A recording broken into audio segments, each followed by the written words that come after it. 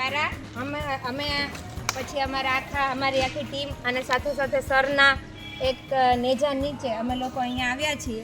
તો ખાસ કરીને આજે જોયફુલ સેટરડે છે. તો જોયફુલ સેટરડેની અંદર બરાબર એમાં આપણે વિવિધ સાયન્સ એન્ડ ટેકનોલોજીને રિલેટેડ પ્રયોગો કરીશું, થોડાક રમતો રમીશું, ગેમ્સ રમીશું અને સાથે સાથે વિજ્ઞાન ક્યાં ક્યાં છે એ તમને શોધવા માટે પણ કરીશું. ને તમારે એમને શોધીને આખા દિવસમાં તમે ક્યારે ક્યારે વિજ્ઞાનનો ઉપયોગ કરી રહ્યા છો એનું પણ આપણે થોડું માર્ગદર્શન મેળવીશું. તો આજની આપણે પહેલી એક્ટિવિટી કરીએ. હા તો ના કે ના તો પહેલી એક્ટિવિટીમાં 5 શું આપું? એક ફૂગો. હવે ફૂગો ફૂલાવ્યા પછી આપણે એને અહીંયા સીધો ઊભો રાખવાનો છે. બરાબર.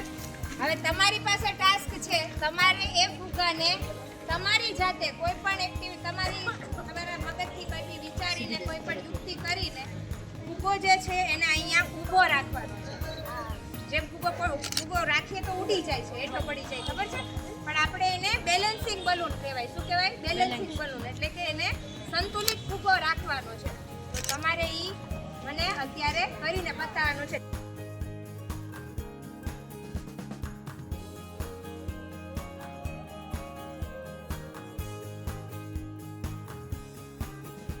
ફૂલો ફૂટી ના જાય, ધ્યાન રાખજો. છે એમ તો બહુ બધા છે. આમ સીધા લાઈનમાં ઉભા રહી જાઓ.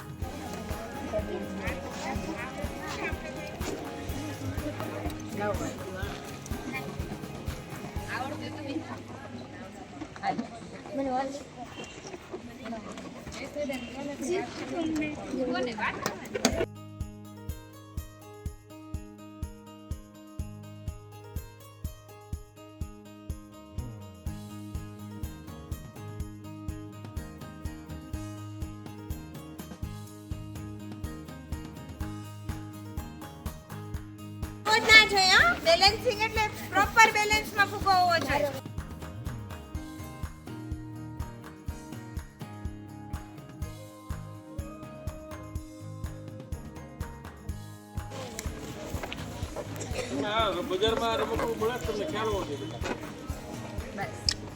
હવે આ જે છે ને, આ તમે જે મને બતાવ્યું ને એનો પ્રોપર વે નથી. એની પ્રોપર એ વસ્તુ બેલેન્સિંગ સંતુલિત ફુગા માટે અહીંયા આમ નામ રાખો. ઘણી વાર તો આ ઉડીને નીચે પડી જાય છે.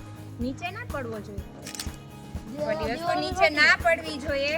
એના માટે તમારે અહીંયા મેં તમને જ્યારે ફુગો ફૂલાવતા હતા ત્યારે જ કીધું હતું કે આમાં એવું બધું તે શું અંદર ફૂલાવો એ પહેલા કંઈક વિચારજો કે શું કરવાનું છે. તમે તેમ ફેરવશો ને તો એની પરિસ્થિતિમાં આવી જશે.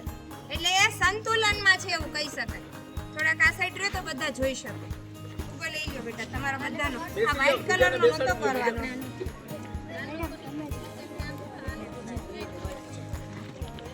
નહીં કોઈ કઈ નથી. આને ગમે એ રીતે આમ ફેરવશો તો પણ એની જગ્યાએથી મૂવ નહીં થાય. એની એ જગ્યાએ એ હાલતો રહેશે, સંતુલનમાં રહેશે. ઘન પદાર્થ કેવો? ઘન પદાર્થ છે એમાં પણ થોડું ફુગ્ગાથી વધારે વજન છે. ફુગ્ગા કરતા વધારે વજનનો કોઈ પણ ઘન પદાર્થ છે એના વડે આપણે સંતુલિત ફુગ્ગો બનાવી શકીશું. જો આ બેને બનાવ્યું છે, આવતા રહ્યો બેન આપણે આવી જાઓ. જો એને આની અંદર એમને જો આની અંદર એમને એને પથ્થર રાખી દીધો છે